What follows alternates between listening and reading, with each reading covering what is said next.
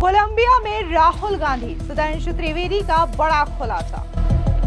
बार बार विदेश जाने वाले राहुल गांधी की सुधांशु त्रिवेदी ने खोली पोल। सुधांशु त्रिवेदी बोले, राष्ट्र विरोधी विदेशी ताकतों के साथ राहुल गांधी, जो कि आज भारत विरोधी शक्तियों के फर्माबरदार बनते हुए प्रतीत हो रहे हैं, अपनी उसी आदत के अनुरूप विदेश की धरती से एक और ऐसा बयान दिया है। सुधांशु ने कहा, राहुल गांधी का नेता प्रतिपक्ष होना लोकतंत्र में शूल जैसा। उनके जैसा नेता प्रतिपक्ष होना भारत के लोकतंत्र के हृदय में एक शूल यानी कांटे की तरह है। राहुल गांधी इस वक्त कोलंबिया में मौजूद है, जहां से एक बार फिर से उन्होंने भारत के खिलाफ बयानबाजी की है और भारत के लोकतंत्र पर सीधे तौर पर हमला बोलते हुए ये कह दिया कि भारत का लोकतंत्र खतरे में है। जिसके बाद बीजेपी के तमाम नेता राहुल गांधी पर हमलावर नजर आ रहे हैं, तो वहीं बीजेपी के राष्ट्रीय प्रवक्ता सुधांशु त्रिवेदी ने राहुल गांधी पर जोरदार तरीके से हमला बोलते हुए कहा कि राष्ट्र विरोधी विदेशी ताकतों के साथ राहुल गांधी हैं। दरअसल आपको बता दें कि प्रेस कॉन्फ्रेंस के दौरान बीजेपी के नेता सुधांशु त्रिवेदी ने न सिर्फ राहुल गांधी की विदेशों में भारत का किया गया अपमान को लेकर के हमला बोला, बल्कि उन्होंने ये भी बताया कि आखिर बार बार राहुल गांधी विदेश क्यों जाते हैं। दरअसल आपको बता दें कि प्रेस कॉन्फ्रेंस को संबोधित करते हुए सुधांशु त्रिवेदी ने कहा कि 140 साल पुरानी पार्टी पर 100 साल से ही एक ही परिवार का वर्चस्व रहा है। इस दौरान कांग्रेस के पतन और सत्ता नहीं मिलने की बदहवासी में अपनी आदत के अनुरूप विदेश की धरती से आपत्तिजनक बयान दिए गए। ये कोई आश्चर्यजनक नहीं है। भारत विरोधी शक्तियों का जाने अनजाने में एक टूल बनता नजर आ रहा है। सुनिए क्या कुछ सुधांशु त्रिवेदी ने कहा। और किसी की कृपा से प्रधानमंत्री का पद पाकर पिछले 100 सालों से अपना राजतंत्र येन केन प्रकारेण संरक्षित किए। मैं पुनः स्पष्ट कर दूं, कांग्रेस अध्यक्ष कोई भी रहा हो, सत्ता गांधी परिवार के हाथ में रही है। इसलिए कांग्रेस के लोग ये कह के बचाव नहीं कर सकते अमुक अध्यक्ष था। अभी आपको ध्यान हो खड़गे जी क्या बोले थे अपने ही प्रांत के मुख्यमंत्री के बारे में कि साहब हाईकमान तय करेगा। राष्ट्रीय अध्यक्ष और नेता प्रतिपक्ष खुद हैं। जब आप विपक्ष में हैं तो राष्ट्रीय अध्यक्ष नेता प्रतिपक्ष से बड़ा हाईकमान कौन होता है, यह दर्शाता है। मगर इससे भी ज्यादा महत्वपूर्ण बात, 100 साल से जिसका एक ही परिवार का उस पर वर्चस्व है। आप सब लोगों को यदि ना ध्यान हो तो मोतीलाल नेहरू 1919 में कांग्रेस के अध्यक्ष बने थे और 1928 के बाद 29 में उन्होंने अध्यक्षीय सीधे मोतीलाल नेहरू ने जवाहरलाल नेहरू को ट्रांसफर की थी। यानी 100 साल से एक ही परिवार के आधिपत्य के बाद भी उस संगठन के पतन और सत्ता छूटने की बदहवासी में उनके खानदान के बरखुरदार के द्वारा, जो कि आज भारत विरोधी शक्तियों के साथ ही सुधांशु त्रिवेदी ने राहुल गांधी की बार बार हो रही विदेश यात्राओं को लेकर के भी हमला बोला और उन्होंने एक एक विदेश यात्रा के दौरान भारत के खिलाफ जो बयानबाजी की गई है उसके बारे में भी गिनवाया और क्या कुछ कहा, सुनिए। इससे पूर्व राहुल गांधी जी इतनी बार विदेश में जाकर भारत विरोधी बयान दे चुके हैं कि मैं उन सबको गिनाऊंगा तो आप सबका समय बिना वजह व्यर्थ होगा।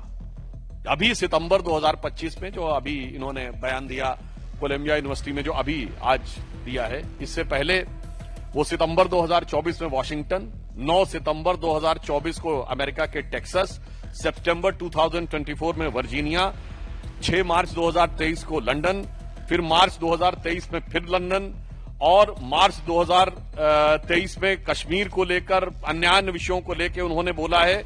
मई 2022 में लंदन में, मई 2022 में रूस यूक्रेन के बारे में उन्होंने बोला, फिर ब्राउन यूनिवर्सिटी में मार्च 2021, दुबई में जनवरी 2019, लंदन में अगस्त 2018, मलेशिया में मार्च 2018, सिंगापुर में मार्च 2018, बहरीन में जनवरी 2018 और अमेरिका में सितंबर 2017।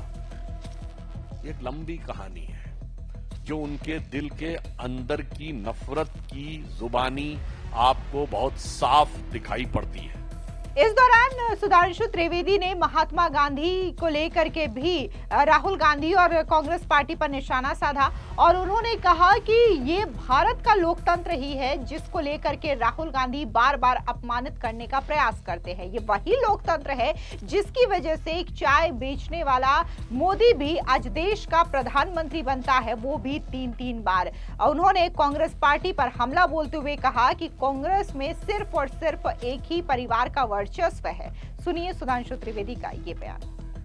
और मैं याद दिलाना चाहता हूं कि 6 मार्च 2023 को राहुल गांधी ने लंदन के चैटम हाउस में यह कहा था, why the defenders of democracy Europe and America are silent. इससे ज्यादा बड़ा अपमान हो सकता है। और मैं कांग्रेस को याद दिलाना चाहता हूं कि अगर उन्हें न याद हो तो यह वही चैटम हाउस है जहां पर 20 अक्टूबर 1931 को महात्मा गांधी ने प्राचीन भारतीय संस्कृति की महानता बताते हुए ब्रिटिश सरकार को भारत की समस्त समस्याओं के लिए जिम्मेदार ठहराया था। और उन्होंने कहा था, India's educational system, again I am saying 20 October 1931 Chatham house London, उन्होंने कहा था, British have destroyed the educational system of India which was a beautiful tree, और जो बिल्कुल समानता का था, और उसे नष्ट कर दिया 100 साल पहले, यानी 1931 से 100 साल पहले, यानी गांधी जी का कहना था 1820-25 के आसपास। अब भैया गांधी जी सही थे कि राहुल गांधी सही है, ये मैं उनसे पूछना चाहता हूं। चैटम हाउस में दिया गया महात्मा गांधी का बयान सही था या आज की डेट में वहां से लेके कोलंबिया और स्टैनफोर्ड में दिया जा रहा राहुल गांधी का बयान सही है? ये बात मैं सीधे सीधे कांग्रेस पार्टी से पूछना चाहता हूं। और जिसने 100 साल से लोकतंत्र के लबादा ओढ़कर राजतंत्र को जीवित रखा है, वो लोकतंत्र पे भाषण दे, मुझे लगता है इससे ज्यादा हास्यास्पद और विडंबनापूर्ण उदाहरण नहीं हो सकता। दरअसल आपको बता दें कि सुधांशु त्रिवेदी ने कहा कि राहुल गांधी की विदेशी यात्रा में भारत विरोधी बयान की एक लंबी फहरिस्त है। सितंबर 2017 से लेकर के अक्टूबर 2025 के कोलंबिया में दिए गए भाषणों में उन्होंने ये सब किया है। एक भाषण लगभग 100 साल पहले चैटम हाउस में महात्मा गांधी ने दिया था और दूसरा बयान 2023 में उसी चैटम हाउस में राहुल गांधी दिए। भारत का विरोधी बयान को देख लीजिए। आज राहुल गांधी को भारत का डिजिटल ट्रांसफॉर्मेशन दिखाई नहीं देता। मोदी सरकार में किस तरीके से लगातार भारत की ग्रोथ हो रही है, ये राहुल गांधी को समझ नहीं आ रहा। इस दौरान सुधांशु त्रिवेदी ने बकायदा अलग अलग यूनिवर्सिटीज की ओर से जो भारत पर किया गया रिसर्च है उसके बारे में भी गिनवाया है। अगला सवाल ये उठता है कि राहुल गांधी जी विदेश जाते हैं तो उन्हें ये क्यों नहीं दिखाई पड़ता है कि कैम्ब्रिज यूनिवर्सिटी ने दिसंबर 2024 में बाकायदा रिसर्च की है कि भारत का मोदी जी के अंडर में डिजिटल ट्रांसफॉर्मेशन कैसा हुआ, इस पे केस स्टडी की है। ये राहुल गांधी को क्यों नहीं दिखाई पड़ता? स्टैनफोर्ड ने अपनी एक एआई इंडेक्स रिपोर्ट तैयार की है जिसमें उसने कहा है कि India has ranked first in the global AI skill penetration and is in the top 4 countries of AI vibrancy. ये किसने कहा? स्टैनफोर्ड। जिस स्टैनफोर्ड में जाकर राहुल गांधी भारत के बारे में अपशब्द, अपमानजनक और निरर्थक व्यर्थ की बातें करते हैं। स्टैनफोर्ड यूनिवर्सिटी ने एक एल्सेवियर टॉप 2% साइंटिस्ट की लिस्ट 2025 में जारी की है जिसमें उन्होंने कहा है कि the list feature 6,239 Indian researchers in the top 2% of the global scientist, highlighting India's rapid growth in the growing footprints and significant contribution in the international scientific research. अब आइए साहब, 27 मार्च 2025 को चैटम हाउस ने अपनी रिपोर्ट में कहा है कि India seeks greater recognition on the world stage and changes the international order. World bank report जुलाई 2025 ने एक गिनी इंडेक्स की है जो इनइक्वालिटी को तय करती है कि किस देश में कितनी इनइक्वालिटी है, यानी अमीर गरीब के बीच की खाई कितनी ज्यादा है। उसमें वर्ल्ड की मेजर इकोनॉमीज में उन्होंने कहा India's Gini index stand for 25.5, so India stand much lower than China, America में। उन सबके डिटेल्स पर नहीं जाना चाहता। बड़ी इकोनॉमीज में सबसे कम इनइक्वालिटी अगर है तो भारत में है। और ये किसने अपनी रिपोर्ट जारी की है? ये वर्ल्ड बैंक ने जुलाई 2025 में रिपोर्ट जारी की है और ये कहा है कि एक्सट्रीम पॉवर्टी अब भारत में केवल 2.3% रह गई है। राहुल गांधी को यह नहीं दिखाई पड़ता। ऑक्सफोर्ड जाते हैं तो उन्हें दिखाई नहीं पड़ता कि ऑक्सफोर्ड बिजनेस स्कूल ने दिसंबर 2024 में यह कहा था कि proactive governance and timely implementation is a game changer India's digital governance landscape.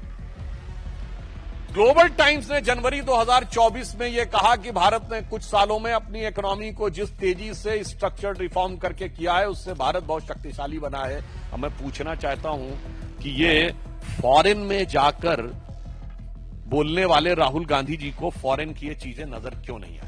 इसके अलावा सुधांशु त्रिवेदी ने राहुल गांधी के ज्ञान को लेकर के भी जोरदार तरीके से हमला बोला। उन्होंने साफ तौर से कहा कि आखिर विदेश के लोगों को राहुल गांधी में ऐसी कौन सी प्रतिभा नजर आती है जिसकी वजह से उन्हें बार बार अपने यहाँ भाषण देने के लिए बुलाया जाता है। कांग्रेस में तो एक से बढ़कर के एक बुद्धिमान लोग हैं जो अपने अपने विषयों के विशेषज्ञ हैं, उनको तो नहीं बुलाया जाता। और राहुल गांधी को आखिर उसमें क्या खूबी नजर आती है कि उन्हें बुलाया जाता है? इतना ही नहीं, सुधांशु त्रिवेदी ने तो ये तक कहा कि राहुल गांधी को तो भारत की किसी यूनिवर्सिटी में नहीं बुलाया जाता। खुद कांग्रेस शासित जो राज्य है वहां पर भी राहुल गांधी किसी कॉलेज या फिर किसी यूनिवर्सिटी में छात्रों को संबोधित करने नहीं चाहते, लेकिन विदेशों में क्यों जाते हैं? सुनिए क्या कुछ सुधांशु त्रिवेदी ने कहा। अब उससे बड़ा सवाल कि राहुल गांधी जी में ऐसी कौन सी प्रतिभा है जिसकी वजह से वहां पे उनको विदेश की यूनिवर्सिटीज बुलाती है, जबकि कांग्रेस में एक से एक बुद्धिमान लोग हैं। चिदम्बरम साहब,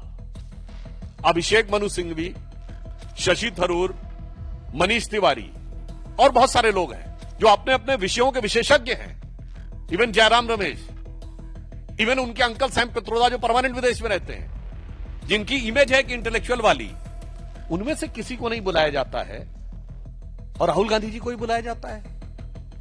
इवन भारत में भी किसी यूनिवर्सिटी में उन्हें नहीं बुलाया जाता है। आपने शायद कन्वोकेशंस में भी राहुल गांधी जी को जाते नहीं देखा हुआ। कांग्रेस रूल्ड स्टेट्स में नहीं बुलाया जाता। 2004 से 14 के बीच में उनकी केंद्र में सरकार रही, तब नहीं बुलाया जाता।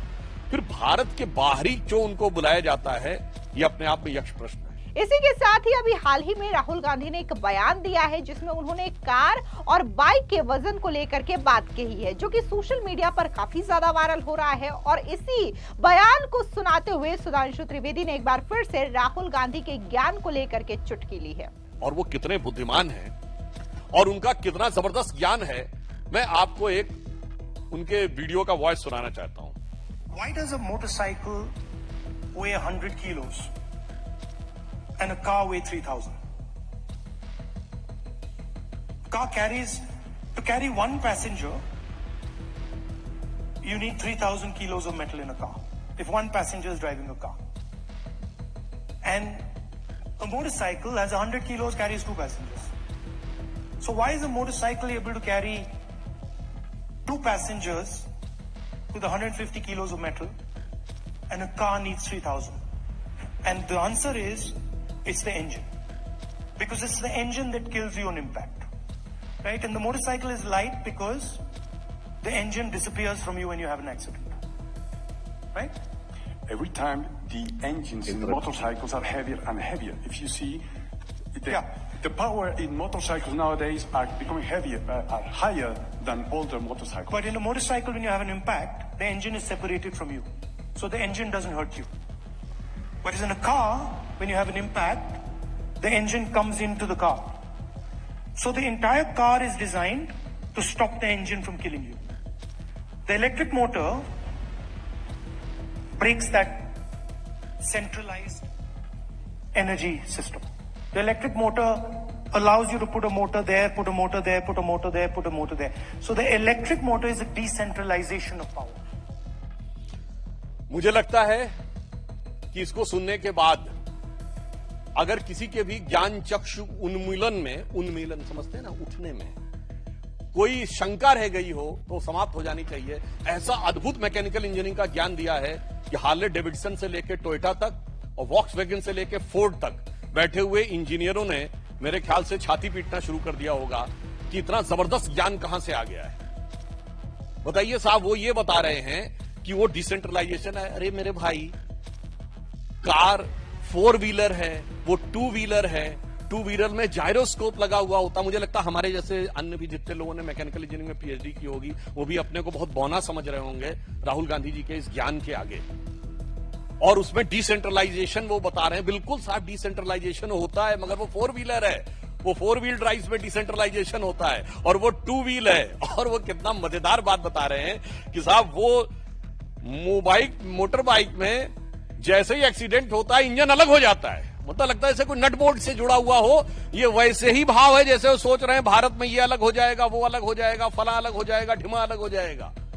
आप सोचिए, ऐसे अद्भुत ज्ञान संपन्न व्यक्ति को कांग्रेस पार्टी की तरफ से बुलाया जाता है। ये कांग्रेस पार्टी से सवाल नहीं है मेरा, उन लोगों से सवाल है। अब इस दौरान राहुल गांधी के एजेंडे को लेकर के भी सुधांशु त्रिवेदी ने देश को खबरदार किया। उन्होंने साफ तौर से कहा कि राहुल गांधी सिर्फ और सिर्फ विदेशों में जाकर के बोल करके नहीं आते, भारत और यहाँ के लोकतंत्र का अपमान करके नहीं आते, बल्कि वो कुछ न कुछ सीख करके आते हैं और उसके बाद जिस तरीके से वो भारत में बयान देते हैं उसके बाद एक अलग मुद्दा उठता है। उन्होंने कहा कि मैं देश से ये कहना चाहता हूं कि ये भारत विरोधी शक्तियों के लंबरदार बन चुके हैं, उनसे खबरदार रहने की जरूरत है। अभी विदेश से आकर के भाषा को लेकर के बांटने की कोशिश और लड़वाने का प्रयास करेंगे, ये उनके बयान से साफ दिखाई दे रहा है। राहुल गांधी का लोकतंत्र में प्रतिपक्ष का नेता होना एक शूल के जैसा है। सुनिए क्या कुछ सुधांशु त्रिवेदी ने कहा। आप जब बाहर जाते हैं तो सिर्फ बोल के नहीं आते हैं, कुछ सीख के भी आते हैं। अभी देखिएगा लौट के आने के बाद, जैसे उन्होंने प्रेस कॉन्फ्रेंस की थी ना और कहा था वो हाइड्रोजन बम नहीं अभी तो एक हिस्सा है, तब लंका भी मलेशिया गए थे, जितना हिस्सा बताया गया होगा उतना लेके आए। अब जितना कुछ और बताया जाएगा संभावना है उसको लेके आएंगे, क्योंकि इस ढंग की चीजें मैं नहीं कह रहा हूं, मैं सोशल मीडिया में और पब्लिक मीडिया में अवेलेबल है। राहुल गांधी से पूछना चाहता हूं कि जो कुछ बोला गया है ये सच है क्या? अगर सच है तो आपने दुनिया में कौन सी इंजीनियरिंग की यूनिवर्सिटी से आपने पढ़ा है? वैसे शायद हो सकता है कि वो इसीलिए पढ़े हों, जैसे आपको याद हो ना वो आज लोगों को भड़काने के लिए भी बोल रहे थे कि आईआईटी के पेपर्स जो हैं वो एक पर्टिकुलर कम्युनिटी के लोग सेट करते हैं, इसलिए पर्टिकुलर जो गरीब लोग हैं उनको वो उसमें से नहीं आ सकते, सिलेक्ट नहीं हो पाते। In moving charge in magnetic field, electromagnetic induction और फोर्स वेलोसिटी और एक्सेलरेशन में भी उनको कास्ट नजर आती है। मुझे लगता है कि इस प्रकार की बातें करने का उद्देश्य, मैं यहां राहुल जी का मजाक नहीं उड़ा रहा हूं, मैं देश से कहना चाहता हूं 100 साल से सत्ता को कब्जा रखने के वाले इस खानदान के बरखुरदार जो भारत विरोधी शक्तियों के झंडा बरदार बन चुके हैं, उनसे बहुत खबरदार रहने की जरूरत है। और आपने देखा इस बार उन्होंने एक और बात बोली। उन्होंने क्या बोला? उन्होंने कहा कि इंडिया में 16-17 प्रकार की लैंग्वेजेस हैं। अभी आप देखिएगा लैंग्वेजेस पे लड़ाई कराने का प्रयास करेंगे। उत्तर दक्षिण में लड़ाई कराने का प्रयास कर चुके हैं। कर्नाटक के फाइनेंस मिनिस्टर बोल चुके हैं कि दक्षिण भारत वाले टैक्स ज्यादा देते हैं, तो पत्रकार ने उनसे पूछा तो क्या अलग होना चाहिए? उत्तर हां जी अलग हो जाना चाहिए। बिहार को लेकर तेलंगाना और डीएमके तमिलनाडु के मंत्री जो बोल चुके हैं वो है प्रांतों में वैमनस्य फैलाओ। भाषा को लेकर तमिल हिंदी, कन्नड़ हिंदी, मराठी हिंदी और अब देखिएगा आने वाले टाइम में बंगला हिंदी। तो जातियों को लेकर अगड़े पिछड़े सामान्य दलित सब में लड़ाना है, ये उनका पूरा एजेंडा साफ दिखाई पड़ रहा है। तो इसलिए हम ये कहना चाहते हैं एक पंक्ति में, जो कुछ पूरी फेहरिस्त नजर आ रही है राहुल गांधी की, एक गंभीर सवाल है देश की राजनीति के लिए और राजनीतिक चिंतकों के लिए। यदि कोई पार्टी सत्ता की लालच में या विवशता में विदेशी मूल का नेतृत्व स्वीकार करने को तैयार हो जाती है, तो ये विदेशी मूल सिर्फ फूल साबित होता है या उस पार्टी और देश के लिए शूल साबित हो जाता है। आज लग रहा है कि वो उनके जैसा नेता प्रतिपक्ष होना भारत के लोकतंत्र के हृदय में एक शूल यानी कांटे की तरह है। फिलहाल जिस तरीके से राहुल गांधी ने कोलंबिया में बयान दिया है, इसको लेकर के न सिर्फ बीजेपी बल्कि आम जनता भी सोशल मीडिया पर राहुल गांधी और कांग्रेस पार्टी को आड़े हाथों ले रही है। फिलहाल इस पूरी खबर पर आपकी क्या राय है? कमेंट सेक्शन में जरूर बताएं। धन्यवाद।